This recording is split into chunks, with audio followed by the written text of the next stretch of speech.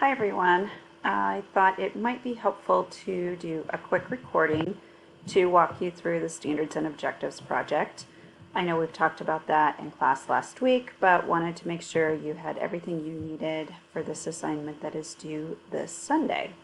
So if you are in Canvas, you're going through the weekly modules, you come to this point for Standards and Objectives project.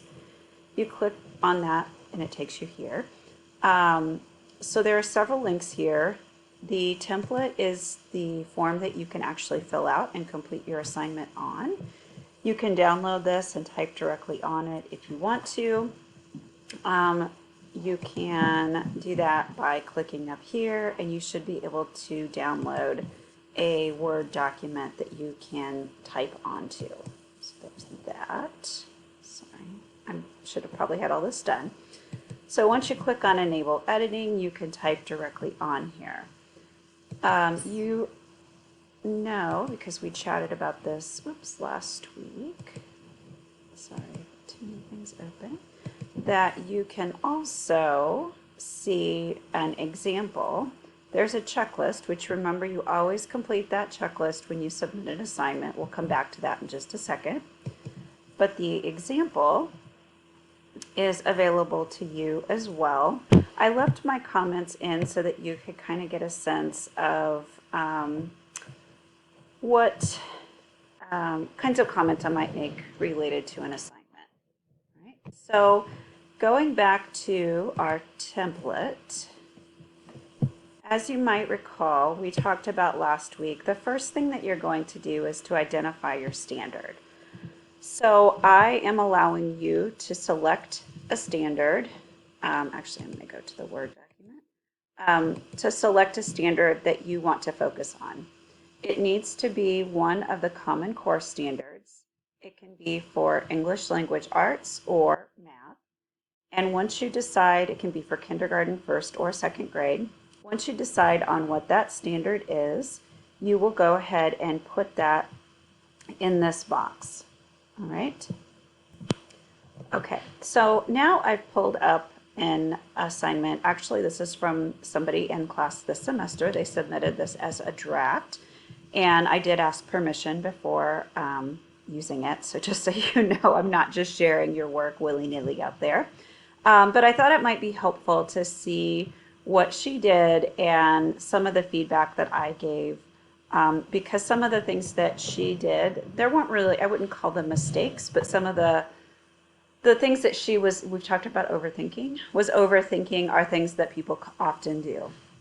So with this previous knowledge, so she chose this standard, use illustrations and details in a story to describe its characters, settings, or events. This is a first grade English Language Arts. In the ELA, it's part of the reading literature. So she did a really nice job identifying things that students probably knew coming into first grade related to the standard. So you see here just a couple of sentences about that. Now the next step, as you know, is to break this standard down into sub-targets. So this is where she is overthinking this. Okay, this is, like I said, something that lots and lots of people do. She's done an amazing job and put a lot of time and effort into this breakdown, but really it's almost too much, right? Because like we talked about in class, if we're going to break down a standard like this, and you can see in my very long comments over here, if I can get them to show up. Oh, it won't let me show. Hold on. There they are. Instead of going through, and she's basically written out an outline for 2 lesson plans. So the good news is that she pretty much has everything that she needs here to get a really awesome start on her large group and small group lesson plan. But she doesn't need to do all of that for the sub-targets because, as we've discussed, the sub-targets can be really pretty simple and straightforward. So as I've said over here, if I were doing this, I would break this down into use illustrations and details in a story to describe its characters, use illustration details in a story to describe setting, and use illustrations and to blah, blah, blah. Yeah, to do events. Okay, you got it. So as I was reading on down through here, I can see that she's really focusing on this one related to characters. All right. So what would help me is if she go when she revises this before she submits it, she will just take these subtargets. All right. So I'm going to just copy these guys. And she doesn't need all this. Hold on to it. I told her, hold on to it. Don't just delete it. Put it somewhere else so she can use it for her lesson plans. But for this particular assignment, all she really needs are these three pieces right here. Since she's focusing on characters, I asked her to highlight that one. So I know when I'm looking at her objectives, that's what she's focusing on. All right. So then, looking at her objectives, originally she had students will be able to recall important details about characters, including outside traits like animal, person, clothes, etc., and inside traits like smart, kind, neat. All right, so fine objective, but the parts that were a little bit lacking were related to the condition and the degree. Remember, we always want the audience, the behavior, the condition, and the degree. All right. So I added in, given a story, students will be able to independently, so those two pieces add condition, and then recall at least, and then she can insert however many important details about the characters. So that then makes it more specific, it makes it more measurable, and it adds those two elements of condition and degree. All right. She's done a really nice job thinking through the performance criteria. You didn't even have to do that before today, but you will have to do that before your assignment is due on Sunday.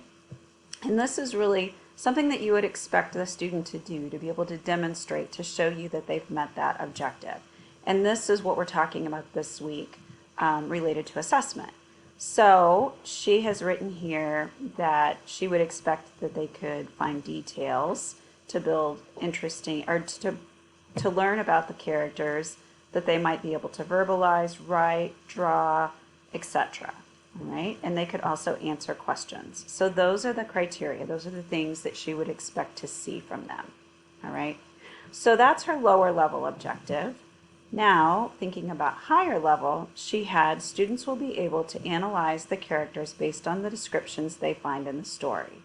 So for this one, I cheated a little bit. I went down and looked at her performance criteria because I didn't really feel like there was enough here related to this objective to make it measurable and specific.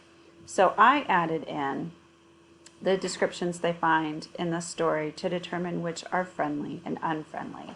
So before, I didn't really know what they were analyzing. So we're expecting them to be able to analyze whether characters are friendly or unfriendly. So we might go ahead and edit this a little bit more to say that they will sort characters, that they will compare and contrast rather than just analyze. We could also say, are they going to do this in small groups? Are they going to do this on their own? Are they going to do this in pairs?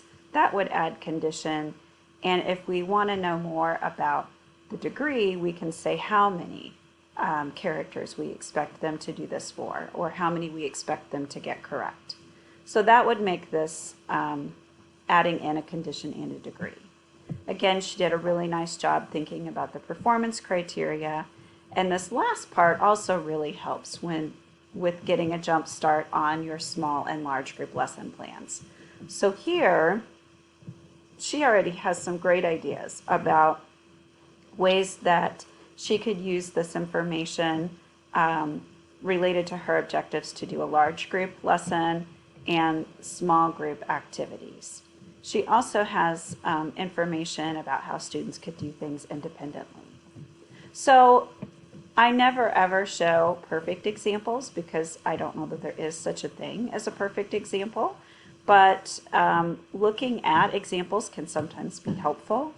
And so I just wanted to include that in there for a student that is going through this right now with you, because I think in this example that I've shared with you, It's a little bit confusing because her breakdown of the subtargets include a lot of detail, which I think is making you all think that you need to include a lot of detail in that section as well.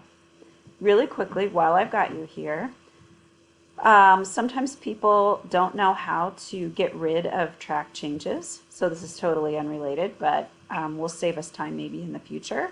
So if we go up to review, this is going to want me to do these things because it's here. Come on. Go away, little guy. Come on. Sorry, I'm trying to figure out how can I get to this without... Oh, there we go. Review. Sorry about that. All right. Oh, I don't want to do this either. Ah, it's still there. Darn it. Okay, I'm going to pause. Maybe. Oh, no, never mind. I can use my finger. No, I can't. Okay, sorry about that. I got into this editing thing that I didn't know how to get out of.